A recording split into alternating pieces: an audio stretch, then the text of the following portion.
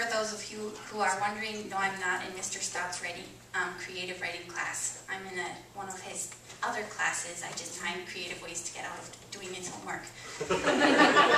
And I'm also a farm girl. I grew up on a working farm and ranch, and this poem is for those of you out there who, kind of like Danny, miss it as much as I do sometimes. And anyway, kind of self-explanatory.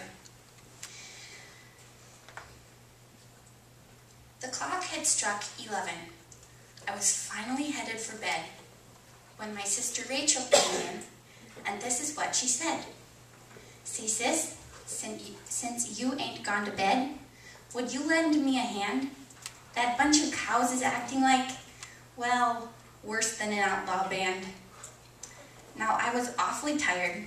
I'd cleaned bins till I lost my sense. But when it's AI season, some things take precedence.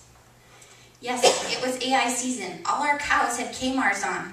The June moon was near its full, and the daylight was all gone.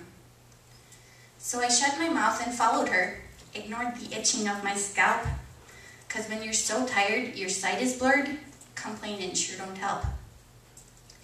In the light of that old yard light, many a cow slipped past the gate, and many times I had the chance to turn my love of cows to hate. When we were finally finished sorting, I sighed and checked the time. It was later even than I like. More explicit thoughts don't rhyme. But something had me thinking. Rachel, is it really true that some guys want to cowboy and do what we just do?